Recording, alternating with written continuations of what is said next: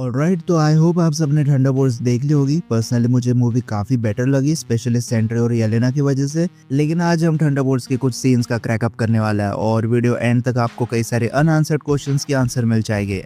जिसे John Volker की shield किस चीज से बनी हुई थी। अब जब से सेंट्री ने शील्ड को बैंड किया है, तब से सवाल सबके दिमाग में आ रहा है कि ये शील्ड बनी किस मटेरियल से थी। अब ये बात तो साफ है कि ये वाइब्रेनियम से नहीं बनी है, क्योंकि ये सिर्फ एक है जो स्टीव रॉजर्स के पास हुआ करती थी। Falcon and the winter soldier के इवेंट में ये कुछ दिनों के लिए जॉन को मिल गई थी, ऑफिशियली बाय गवर्नमेंट। लेकिन फिर फैल्कन और बकी जॉन को कूट देते हैं और शील्ड को ले जाता है। इसके बाद से सैम विल्सन ही कैप्टन अमेरिका बनकर इस शील्ड को यूज कर रहा है। लेकिन जब जॉन के पास शील्ड नहीं होती है, उसके बाद वो फ्लैग स्मैशर से फाइट करने के लिए कुछ स्क्रैप मटेरियल से एक न्यू शील्ड बनाता है। लेकिन ये ज्यादा टाइम तक हेवी अटैक्स को नहीं झेल पाती और आखिर में बेंड होकर डैमेज हो जाती है। लेकिन थंडरबोल्ट्स में जॉन एक न्यू शील्ड के साथ दिखता है। मैं ऑलरेडी बता चुका हूँ कि ये वाइब्रेनियम नहीं है। अगर होती तो सेंट्री तब भी इसे बेंड कर देता, लेकिन इतनी आसानी से नहीं। ओरो मेटल का तो सवाल ही पैदा नहीं होता, क्योंकि इसका एक्सेस सिर्फ एसगार्डियंस के पास होता है। और फिर अभी एडिमेंटियम से बने भी वेपन्स हमें फ्यूचर में देखने मिलेंगे। लेकिन जॉन की शील्ड एडिमेंटियम से भी नहीं बनी है, क्योंकि यूएस गवर्नमेंट ने अभी हाल ही में तो एडिमेंटियम की माइनिंग शुरू की है। और अगर कल को एडिमेंटियम से बने वेपन्स बनते भी है, तो वो मिलिट्री या कैप्टन अमेरिका के पास नहीं, बल्कि मीडिया के सामने पहले आएंगे। और जॉन के यूएस गवर्नमेंट के साथ अब इतने अच्छे कनेक्शंस नहीं है कि वो एडिमेंटियम से बनी शील्ड उसे दे दे। और एडिमेंटियम से जो वेपन्स बने होते हैं वो काफी ज्यादा डेंस होता है, इसलिए वो बेंड नहीं होते, सीधा ब्रेक हो जाता है। इसलिए ये शील्ड बनी थी हाई ग्रेड स्टील और एडवांस अलॉय से। ये दोनों मटेरियल्स जॉन के लिए इजीली अवेलेबल है। ये अलॉय हल्के होता है, इसलिए वाइब्रेनियम की तरह चीजों के ऊपर से बाउंस कर जाता है। मिड लेवल के ब्लास्ट सह जाते हैं और साथ में हाई ग्रेड स्टील बेंड हो जाता है, जो काफी ड्यूरेबल भी देखने मिल जाता है। इसलिए जॉन की शील्ड वाइब्रेनियम या एडिमेंटियम से नहीं, बल्कि हाई ग्रेड स्टील और एडवांस अलॉय के कॉम्बिनेशन से बनी थी। क्या किल स्विच की वजह से सेंट्री मारा गया था और वेल ने बेस उड़ा दिया था सेंट्री प्रोजेक्ट वाला? तो किल स्विच कहाँ से आ गया? तो जैसा कि हम सबको पता है कि वेल ने सेंट्री प्रोजेक्ट शुरू किया था, जहाँ मेडिकल एक्सपेरिमेंट के नाम पर नॉर्मल ह्यूमंस को सुपर पावर्स देना काम कर रहे थे। लेकिन सिर्फ बॉब था जो एक्सपेरिमेंट सर्वाइव कर गया। ये बात अलग है, उसे भी फेलियर बोल दिया था। मरने के लिए इसे चेंबर में डाल दिया था। वो तो येलेना और जॉन की फाइट की वजह से बॉब बाहर निकल आया। लेकिन अब सबसे बड़ा कंफ्यूजन ये है कि क्या वेल की असिस्टेंट ने किल स्विच का यूज करके सेंट्री को मार दिया था? बेसिकली किल स्विच एक टाइप का फेल सेफ था। मतलब अगर किसी वजह से सेंट्री जैसे सुपर ह्यूमंस कंट्रोल से बाहर हो जाते, तो उन्हें अनकॉन्शियस करने का काम इस डिवाइस का होता है। पर जब सेंट्री वेल के अगेंस्ट में चला गया था, तब वेल के असिस्टेंट ने सेंट्री को मार दिया था। और मार्वल की फैंडम वेबसाइट के अकॉर्डिंग सेंट्री यहाँ सच में मर गया था, पर उसके पास रीजनरेटिव एबिलिटीज है, इसलिए वो फिर से जिंदा हो जाता। लेकिन इससे पहले वॉइड सेंट्री की बॉडी को टेक ओवर कर लेता है।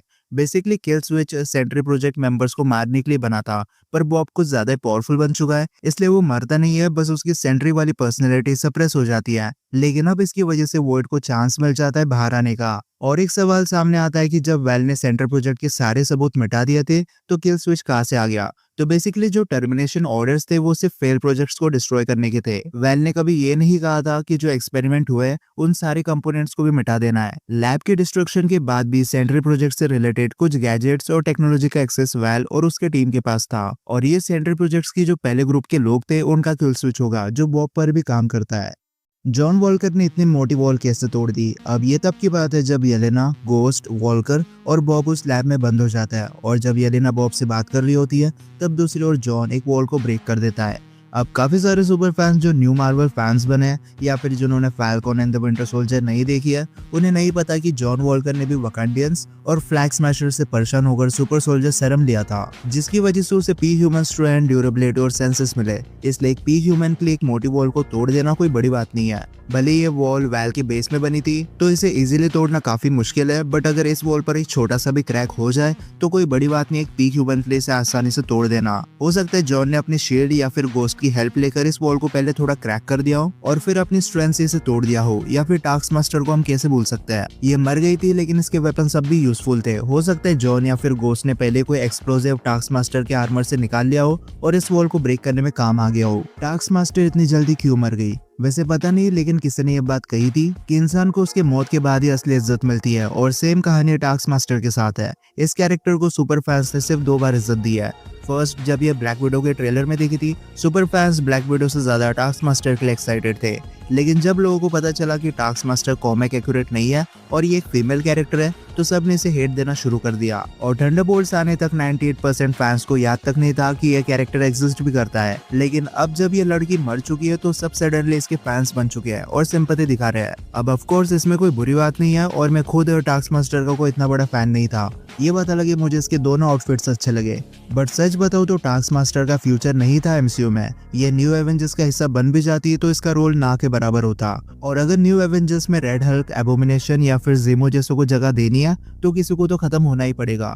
इसलिए टास्क मास्टर वैसे भी एक वेस्ट कैरेक्टर था एमसीयू के लिए, जिसका मरना कोई बड़ी बात नहीं है। और पर्सनली मुझे ऐसा लगता है कि एक ट्रेजिक डेथ से बेटर है सडनली किसी को मार देना, स्पेशली जब वो एक साइड कैरेक्टर बनकर रह गया हो। सेंट्री पर ऐसा कौन सा एक्सपेरिमेंट कर दिया कि उसके अंदर 1000 सन्स की पावर्स आ गई। सिनेमैटिक यूनिवर्स में रिलेटेबल लगे इसलिए सेंट्री के पास 1000 सन्स की पावर्स है, वरना कॉमिक्स में तो इसके पास 10 लाख सन्स की पावर्स है, वो भी एक्सप्लोडिंग वाले। बट सच बताओ तो ये सब थेरोटिकल बात है। अगर सेंट्री के पास सच में 1 मिलियन एक्सप्लोडिंग सन्स की पावर्स होती तो वर्ल्ड वॉर हल्क कभी इसे नॉकआउट नहीं कर पाता और ना ही थॉर वॉइड को मार पाता। और सेम कहानी सिनेमैटिक यूनिवर्स में ऑन पेपर सेंट्री के पास होगी 1000 सन्स की पावर्स, लेकिन प्रैक्टिकली ऐसा पॉसिबल ही नहीं है कि किसी एक्सपेरिमेंट की वजह से एक ह्यूमन के अंदर इतने सारे सन्स की पावर्स आ जाए। ऐसे तो कल को सेंट्री अपनी पावर्स को एक्सपोज करके अर्थ की सारी ह्यूमैनिटी को खत्म कर देगा। मैं सेंट्री का कोई हेटर नहीं हूँ, पर अभी सेंट्री ठीक से प्लैनेटरी लेवल पर भी रैंक नहीं करता है। और पेपर में तो कल को वैलेंटिना ये भी लिख देगी कि हॉकाई के एरो से 1 अबव ऑल भी मर सकता है, तो इसका मतलब ये थोड़ी ना है कि सच में ऐसा हो जाएगा। इसलिए जब तक हम सेंट्री को उसकी पावर्स अनलिश करते हुए नहीं देखते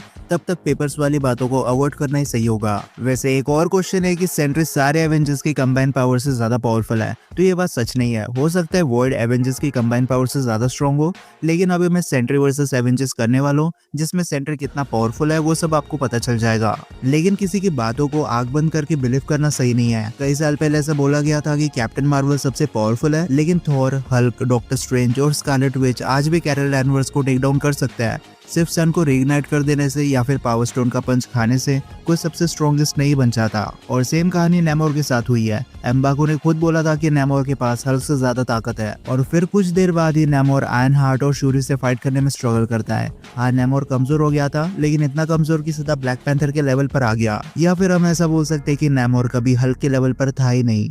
ओके, अगला सवाल है कि फैंटास्टिक फोर शिप में एक्समैन भी आ रहे हैं।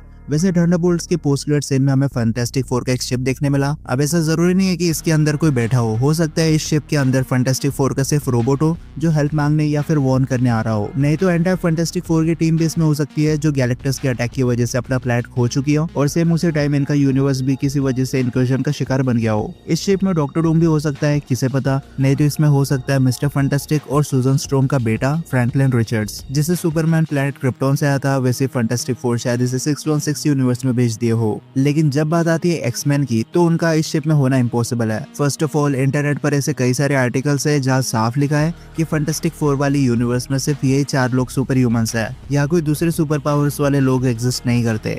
फिर डेडपूल की वजह से आज नहीं तो कल म्यूटेंट्स को आना ही है मेन यूनिवर्स में, और अगर ये नहीं होता है तो मोनिका और रैम्बो भी एक्समैन यूनिवर्स में फंस चुके हैं। और नॉर्मल सी बात है, ये वहां से अकेले नहीं आने वाली। जब तक ये वापस आएगी इनकर्जन स्टार्ट हो चुके होंगे और हमें शायद एक्समैन वर्सेस एवेंजर्स भी देखने मिल जाए। हो सकता है डॉक्टर डूम अपना बैटल वर्ल्ड फॉर्म करने के लिए डिवाइड एंड रूल का फॉर्मूला यूज करे, लेकिन इस शिप में एक्समैन का दिखना इम्पॉसिबल है।